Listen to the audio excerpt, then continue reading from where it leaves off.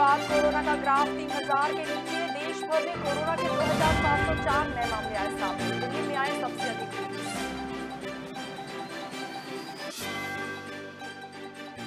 शाहीन बाग में फिर हल्ला हंगामे का दौर शुरू। बुलडोजर पर चढ़ी महिलाएं कार्रवाई के खिलाफ सड़क पर कर रही धरना प्रदर्शन।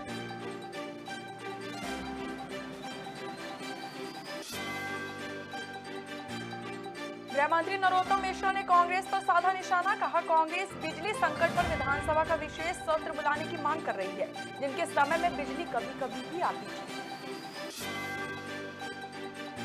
विधायक रामेश्वर शर्मा ने बूढ़ाखेड़ा में किया भूमि पूजन। पाइपलाइन के बिछाने का होगा निर्माण कार्य। गांधीनगर और विजयनगर के नागरिकों को मिलेगा भरपूर पानी। और करेली स्थित रामलला मंदिर परिसर में प्रशासन ने चलवाया बुलडोजर। दुकानों के ऊपर बने 2 मंजिला इमारतों को गिरवाया। क्षेत्र को अतिक्रमण मुक्त करने तक कार्रवाई रहेगी जारी।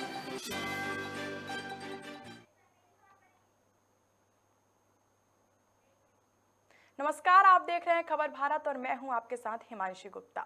बढ़ते हैं खबरों की ओर। देश में बीते दिन कोरोना के नए मामलों में कमी दर्ज की गई है, जहां पिछले 24 घंटे में 2704 नए मामले सामने आए, जबकि 2 लोगों की मौत हुई है और एक्टिव केस 19,486 है।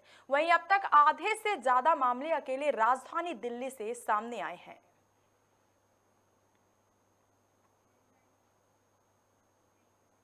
दिल्ली में करीब 2 साल पहले नागरिकता कानून के खिलाफ प्रदर्शन से देश भर में सुर्खियों में आया शाहीन बाग फिर हल्ला हंगामे के दौर में है, जिसकी वजह एमसीडी का बुलडोजर है, जहां अतिक्रमण विरोधी अभियान चलाया जाना है। लेकिन जैसे ही एमसीडी का बुलडोजर पहुंचा, वैसे ही शाहीन बाग में हंगामा शुरू हो गया। कार्रवाई के विरोध में लोग बुलडोजरों के सामने लेट गए। कुछ महिलाएं बुलडोजर पर चढ़ गईं। वहीं कुछ जगहों पर लोग सड़कों पर धरने दे रहे हैं। मौके पर मौजूद पुलिस ने कुछ लोगों को हिरासत में भी ले लिया। इधर सुप्रीम कोर्ट में शाहीन बाग में अतिक्रमण विरोधी मुहिम के खिलाफ दायर याचिका पर सुनवाई हो सकती है।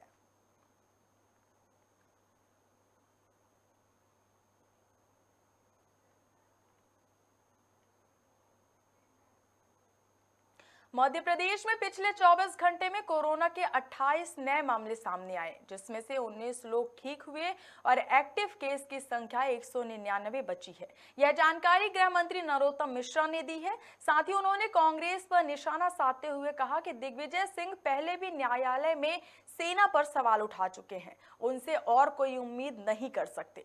साथ ही कहा कि वो कांग्रेस बिजली संकट पर विधानसभा का विशेष सत्र बुलाने की मांग कर रही है, जिनके समय में बिजली कभी कभी आती थी।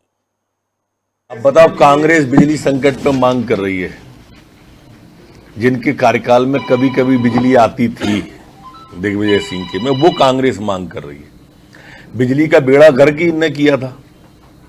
मिस्टर बंटाधार इसीलिए कहलाए थे। अब वो हास्यास्पद सा लगता है। किसान की बात वो कर रहे हैं जिनने कर्ज माफ किया ही नहीं, नौजवान की बात वो करे जिनने एक भी बेरोजगारी भत्ता दिया ही नहीं घोषणा पत्र में लिखने के बाद। ये हास्यास्पद चीजें हैं। बैरागढ़ में विधायक रामेश्वर शर्मा ने बूढ़ाखेड़ा में पाइपलाइन बिछाने के काम को लेकर भूमि पूजन किया। आपको बता दें, जल शोधन संयंत्र में one tree hills overhead tank तक पाइपलाइन बिछाने के काम किया जाएगा।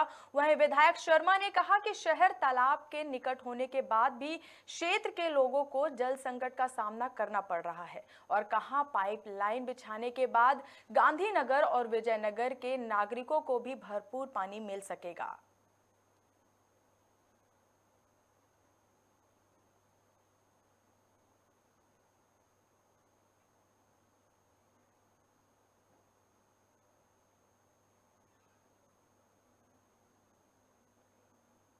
नरसिंहपुर के करेली में प्रशासन ने बुलडोजर चलवाकर बड़ी कार्रवाई को अंजाम दिया, जहां ऐतिहासिक राम मंदिर में बने दुकानों के ऊपर 2 मंजिला इमारतों को गिरवा दिया। वहीं प्रशासन का साफ तौर पर कहना है कि जब तक मंदिर परिसर के पूरे क्षेत्र को अतिक्रमण मुक्त नहीं किया जाता, तब तक लगातार कार्रवाई जारी रहेगी। साथ ही कहा कि जिनके भी अतिक्रमण परिसर में हैं, वे समय रहते हटा ले, वरना नुकसान की जवाबदारी खुद आपकी होगी।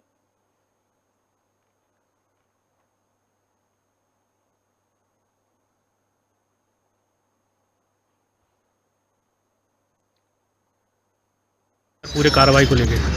चूँकि राम मंदिर के जो प्रांगण परिसर में है उसमें 2 मंजिला अतिक्रमण 2 मंजिला मकान बना के भी अतिक्रमण है।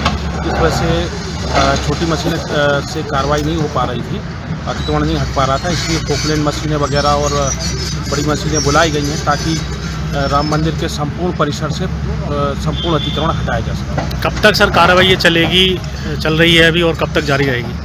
जब तक पूरा जो है परिसर से अतिक्रमण नहीं हट जाता है तब तक हमारी कार्रवाई चलती है। क्या जिनकी ये अतिक्रमण थे उनसे एक बार चर्चा हुई थी बैठ के, या सीधा तोड़ने की कार्रवाई हुई है? नहीं, उनको नोटिस 32 दिए गए थे, नोटिस दिए गए थे, उनको पर्याप्त समय भी दिया गया था कि अपना अतिक्रमण स्वयं हटा लें। चलिए, इस पर अधिक जानकारी के लिए हमारे साथ जुड़ चुके हैं खबर भारत के संवाददाता मनोज नूरिया। मनोज, नरसिंहपुर के करेली में प्रशासन का बुलडोजर कार्रवाई चल रहा है, क्या है पूरा मामला? लगभग ये जो मंदिर है 200 साल पुराना ये मंदिर है। इसमें जो लगी हुई करोड़ों की जो जमीन भी है इसमें, और इसमें जो कॉम्प्लेक्स है मंदिर जो समिति है उसमें कुछ समय पूर्व जो है कई वर्षों पूर्व जो बनाया गया था, जिस पर कुछ 28 जो है दुकानें जो है किराएदार हैं, उन्होंने इस जो जमीन है कॉम्प्लेक्स पर अवैध तरीके से जो है कब्जा कर लिया था। पहले तो ये जो लोग थे ये वहां पर किराएदार के रूप में ये काम मतलब उसमें दुकान का उपयोग कर रहे थे, पर उसके बाद जो है ये लगातार जो मंदिर की जमीन है उस पर कॉम्प्लेक्स है उस पर जो है लगातार जो है ये निर्माण करते हुए उस पर अवैध जो है कब्जा जमाने लगे, जिससे कि जो वहाँ के जो समाज सेवी हैं उन्होंने इसकी जो शिकायत है नरसिंहपुर कलेक्टर जो है रोहित सिंह जी से की थी, और लगातार जो समाज सेवी हैं जो मंदिर परिषद के जो लोग हैं उन्होंने इस मामले को उठाया। तो इसी को लेकर जो इसी की शिकायत पर जो है प्रशासन ने यहाँ पर जो कार्रवाई करते हुए 28 जो दुकानदार हैं उनकी जो संपत्ति है उनके जो अवैध निर्माण को धराशायी किया हुआ है। लगभग जो ऐसे जो लोग हैं 40 से ज्यादा करीब जो ये लोग हैं जो मंदिर की जो प्रॉपर्टी है उस पर अवैध तरीके से ये कब्जा जमाए बैठे हैं। जी, आखिर कब से कब्जा करके बैठे हुए हैं वो? लगभग ये कई वर्षों पुराना है ये, लगभग कह रहे हैं 40 से 50 साल पहले हो सकता है, उससे भी ज्यादा समय हो सकता है जब से ये कब्जा किए हुए हैं। और लगातार जो है अभी कुछ समाज सेवी जो है जागरूक है, उन्होंने इसकी शिकायत की कि मंदिर परिसर की जो जमीन है और जो दुकानें हैं उनके ऊपर ये अवैध कब्जा किए हुए है तो और अवैध निर्माण किया हुआ है, उसी को प्रशासन ने जो है बुलडोजर चलाया हुआ है। प्रशासन ने क्षेत्र को अतिक्रमण मुक्त करने तक कार्रवाई जारी रहने की बात कही है मनोज? जी, प्रशासन ने साफ तौर पे कहा है कि जो लोग हैं अब जो अतिक्रमण किए हुए हैं वो खुद अपने जो है उस अतिक्रमण को हटा लें, अन्यथा जो है प्रशासन की जो कार्रवाई है वो निरंतर जारी रहेगी और पोकलैंड में जो बुलडोजर है वो लगातार चलता रहेगा। तमाम जानकारी के लिए बहुत बहुत धन्यवाद मनोज।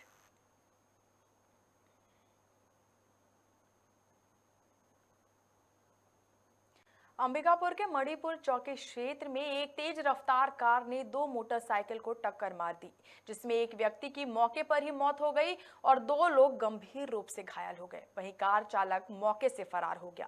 जानकारी मिलते ही मौके पर पहुंची पुलिस ने दोनों घायलों को उपचार के लिए मेडिकल कॉलेज पहुंचाया और कार को कब्जे में लेकर आगे की जांच में जुट गई है। करीब 12:30-1 बजे दोपहर में तो बिलासपुर रोड की तरफ से आ रही एक कार में अज्ञात कार चालक द्वारा रविशंकर और चैनदास, ये 2 आदमी जो एक मोटरसाइकिल से थे, इन्हें ठोकर मारकर एक्सीडेंट किया गया तथा बाबूलाल मिंज जो इंदरपुर निवासी है उसके मोटरसाइकिल को भी ठोकर मारे हैं, जिसमें बाबूलाल और चैनदास की स्थिति गंभीर बनी हुई है तथा रविशंकर नाम का व्यक्ति जो सपना सुखरी का रहने वाला था वो मौके पर ही फौत कर गया है और कार का जो चालक था अज्ञात वो घटना स्थल के बाद घटना कर फरार हो गया है, जिसकी पता तलाश की जा रही। चलिए, इस पर अधिक जानकारी के लिए हमारे साथ जुड़ चुके हैं अंबिकापुर से हमारे संवाददाता श्रवण महंत। श्रवण, मणिपुर चौकी में एक कार ने 2 मोटरसाइकिल को जोरदार टक्कर मार दी है, क्या है पूरा मामला?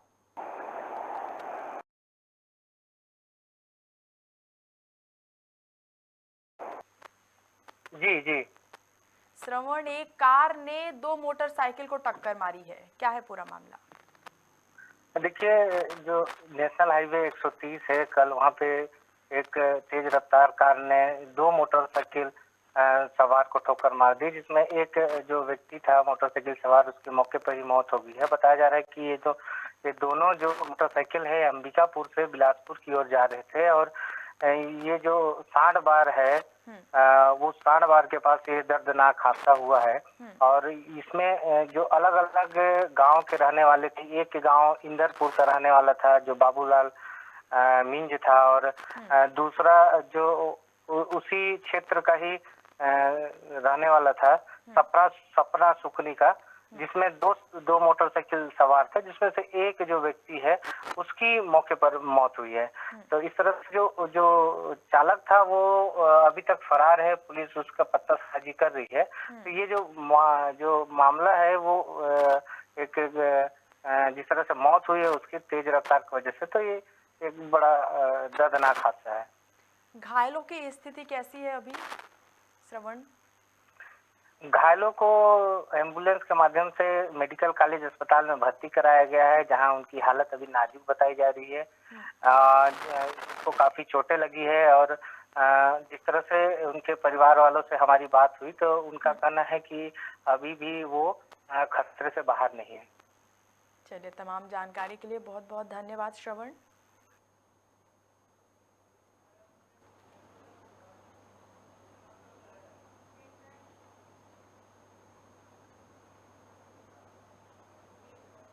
खातेगांव में सामूहिक विवाह सम्मेलन का आयोजन हुआ। यह कार्यक्रम जनपद पंचायत ने कृषि उपज मंडी प्रांगण में संपन्न किया। मुख्यमंत्री कन्यादान निकाय योजना के तहत आयोजित इस सम्मेलन में 134 जोड़ों का सामूहिक विवाह हुआ। इस दौरान विधायक आशीष शर्मा, वन मंत्री विजय शाह, सांसद रमाकांत भार्गव ने वर वधू को आशीर्वाद प्रदान किया और कार्यक्रम के सफल होने पर एसडीएम त्रिलोचन गौड़, तहसीलदार आरके गुहा समेत सभी संबंधित अधिकारियों की प्रशंसा की। ये हमारी आन बान और शान है और गरीब कल्याण की ऐसी योजनाएं जो हम लोग सोचते भी नहीं थे, उन योजनाओं को धरातल पर उतार कर गरीब की कन्याओं की शादी की योजना मुख्यमंत्री जी ने शुरुआत करी। सरकार बीच में जब हट गई थी हमारी और कांग्रेस के लोगों ने कहा कि हम 50,000 देंगे, लेकिन शादियां हम लोगों ने कराई, हमारी उपस्थिति में हुई, लेकिन उनको ऐसा नहीं मिला। दोबारा जब हमारी सरकार आई, ईश्वर का, मां नर्मदा का आशीर्वाद था, सांसद जी, विधायक जी हम लोग सब साथ में हैं और पुनः शिवराज सिंह चौहान जब चौथी बार मुख्यमंत्री पद की शपथ ली, उन्होंने जो अपना धर्म था, जो अपना फर्ज था, उसको पूरी ईमानदारी से निभाते हुए हर समाज की कन्याओं की शादी के लिए बीड़ा उठाया, कन्यादान किया। बहुत ही पारिवारिक वातावरण में इस कन्यादान का आयोजन हमने यहाँ पर किया। वेद मंत्रों के साथ, परंपरागत रीति रिवाजों के साथ ये सामूहिक विवाह यहाँ पर संपन्न हुआ। हजारों की संख्या में लोग यहाँ पर उपस्थित हुए। मध्य प्रदेश की सरकार जिस बात के लिए पूरे भारतवर्ष और दुनिया में जानी जाती है कि बेटी का जन्म होना बोझ नहीं है, बेटी के जन्म से लेकर लाडली लक्ष्मी, उसकी पढ़ाई लिखाई के लिए गांव की बेटी जैसी महत्वाकांक्षी योजना, जनप्रतिनिधियों के रूप में महिलाओं को 50% का आरक्षण स्थानीय और ग्रामीण निकायों में, और साथ ही मुख्यमंत्री कन्यादान जैसी महत्वाकांक्षी योजना की बेटी बोझ नहीं है, उसके विवाह की जिम्मेदारी किसी ने अपने कंधों पर ली। तो मध्य प्रदेश के मामा, उनके बच्चियों के मामा आदरणीय शिवराज सिंह चौहान जी ने ली।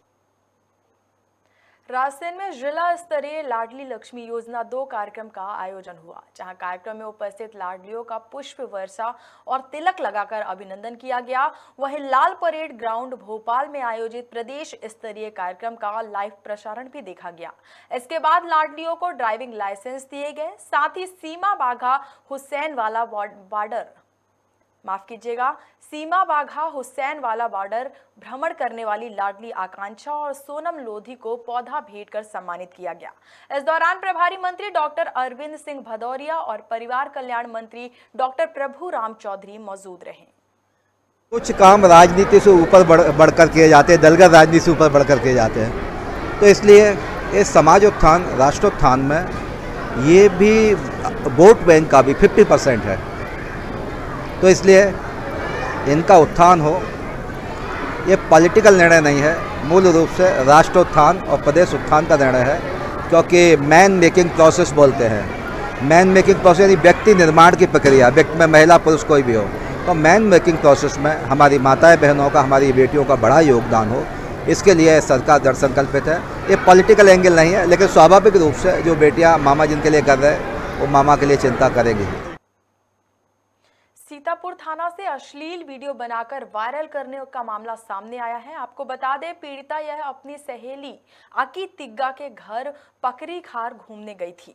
इस दौरान आरोपी ने पीड़िता के साथ दुष्कर्म कर घटना को अंजाम दिया, जिसके बाद आरोपी पीड़िता को वीडियो वायरल करने की और जान से मारने की धमकी देता था। वहीं पुलिस ने पीड़िता की शिकायत पर आरोपी को गिरफ्तार कर जेल भेज दिया है।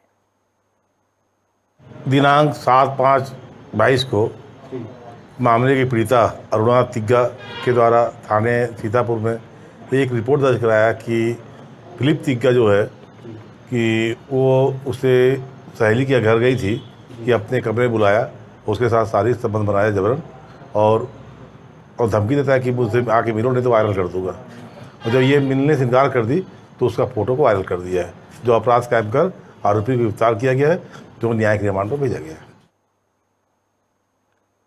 छत्तीसगढ़ के मुख्यमंत्री भूपेश बघेल के दौरे का आज तीसरा दिन है। 2 दिनों के दौरे बाद तीसरे दिन मुख्यमंत्री प्रेमनगर विधानसभा पहुंचे, जहां भेंट मुलाकात के माध्यम से मुख्यमंत्री जनता से रूबरू हुए।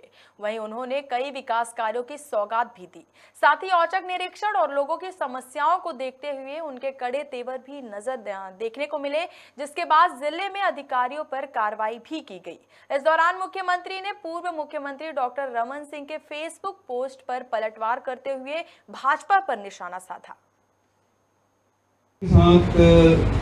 डॉक्टर रमन सिंह जी ने जो पहले बयान दिया था उसको भी आपको स्मरण दिलाना चाहूँगा।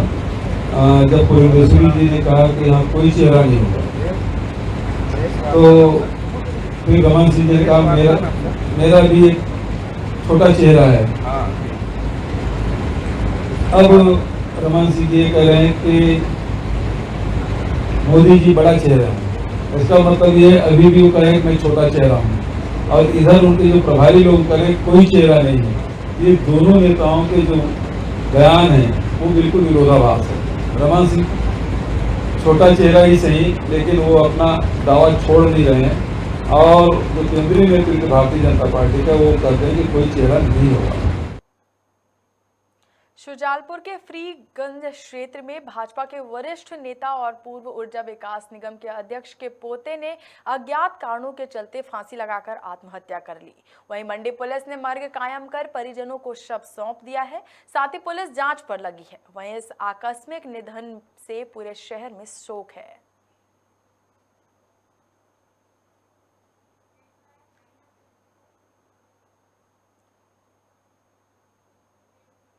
खबर भारत में खबरों का सिलसिला लगातार जारी है। बने रहिए खबर भारत के साथ। नमस्कार।